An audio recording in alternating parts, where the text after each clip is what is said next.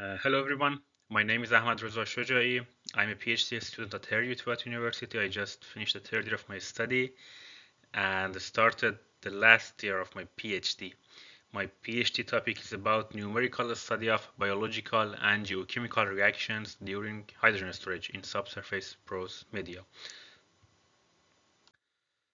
The idea is that we can produce hydrogen from the surplus electricity generated by renewables.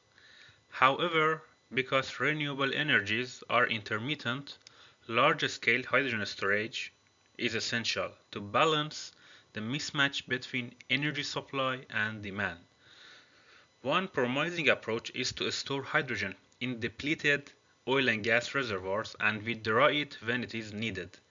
A key challenge, among many other challenges, is that microbial and geochemical reactions in the subsurface can consume hydrogen.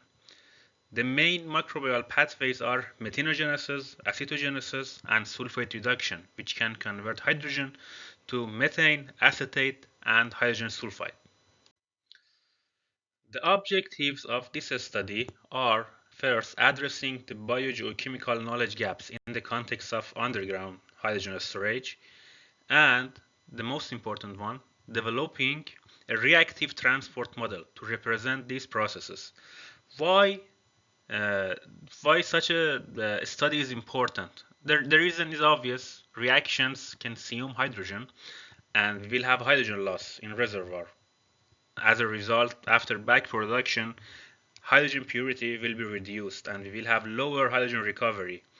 And at the same time, if sulfate is present in the reservoir, we may have some H2S or hydrogen sulfide in the producing fluid stream. The approach of this study is to develop a reactive transport model by developing a batch model considering microbial and geochemical reactions and coupling it with fluid flow in porous media. Our methodology has two main stages. The first one is about developing the batch model. Figure 2 shows the conceptual model, which includes gas-water partitioning in the aqueous phase, I mean gas dissolution in the water phase, aqueous speciation reactions, I mean these reactions. We have microbial reactions here in the red box, and brine and rock interactions, I mean rock dissolution and precipitations. So in this conceptual model, we assumed we have two types of reactions. We developed a batch model in Furixy software, and we assumed there are two types of reactions, geochemical reactions and microbial reactions. So geochemical reactions are gas-water partitioning, I mean gas dissolution in the water phase, speciation reactions. These reactions, for example, a carbonate system speciation reactions or a sulfide system speciation reactions, and mineral dissolution and precipitations. We assume that these reactions are in equilibrium and they are not controlled by a rate model. We assume that they are in equilibrium. Microbial reactions, when we say microbial reactions, I mean these three reactions, methanogenesis, acetogenesis, and sulfate reduction. And these reactions are described using dual monod rate model. So in the dual monod rate model, rate of reaction is a function of a specific growth rate, yield coefficient, concentration of electron donor. Here electron donor is hydrogen, concentration of electron acceptor. In methanogenesis and acetogenesis, electron acceptors are bicarbonate, and in sulfate reduction reaction, electron acceptor is sulfate. And the amount of microbe. We have two expressions for dual monod rate model. One expression is for substrate consumption or production. For example, we have with this expression, rate expression, we can calculate rate of hydrogen consumption or rate of methane production.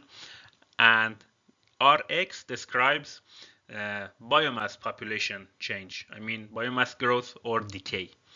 We added a modification to this rate model. We assume that the rate of microbial reactions are pH, temperature, and salinity dependent. The model corrects the rate of reaction by a simple correction factor. I assume that there is an optimal condition for salinity, for temperature, and for pH. At the optimal condition, this correction factor is 1. And when it deviates from the optimal condition to the boundaries, the maximum pH or minimum pH, maximum temperature and minimum temperature, this correction factor deviates from 1 and reduces to reach to 0.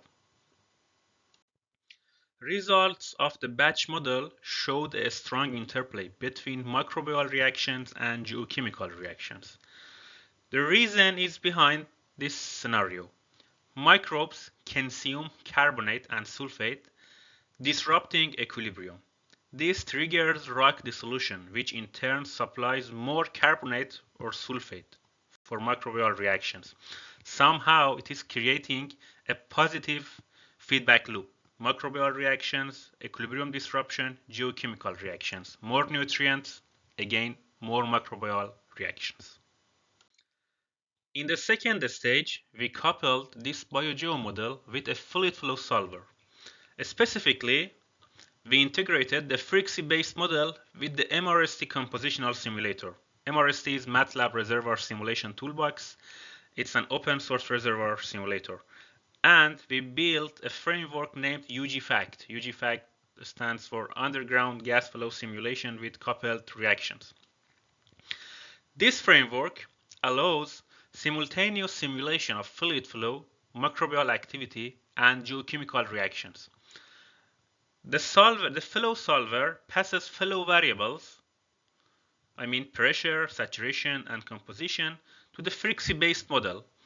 And after that, it receives updated reaction states and advances to the transport simulation again. The UGFACT module has been released on GitHub to support reproducibility and further research. You can find it online. Actually, we published a paper about this study about 2 months ago. Our results are presented in 3 parts. First, we benchmark the fluid flow accuracy against CMG GEM and E300 and the geochemical reactions against CMG GEM, because CMG GEM is able to predict geochemical behavior and geochemistry. We performed a CO2 injection case into a calcite reservoir and compared the fluid flow parameters, gas saturation for example, and geochemistry variables between our model and GEM and E300. The comparison shows excellent agreement, confirming the reliability of the framework in terms of calcite dissolution, calcium concentration, and pH. Next, we simulated a simple underground hydrogen storage cycle with 50 days of hydrogen injection, 150 days of shut-in, and 50 days of back production in a 1D reservoir containing some dolomite mineral. We tested 3 microbial conditions: a no reaction condition, a moderate rate condition, and a high rate condition.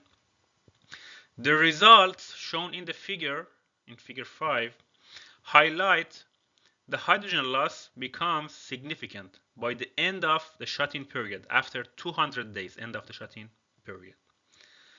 Interestingly, replacing dolomite with calcite produced a completely different outcome with very limited hydrogen consumption. I didn't put that chart here. You can find other charts about calcite or quartz mineral in the paper. The reason is pH buffering.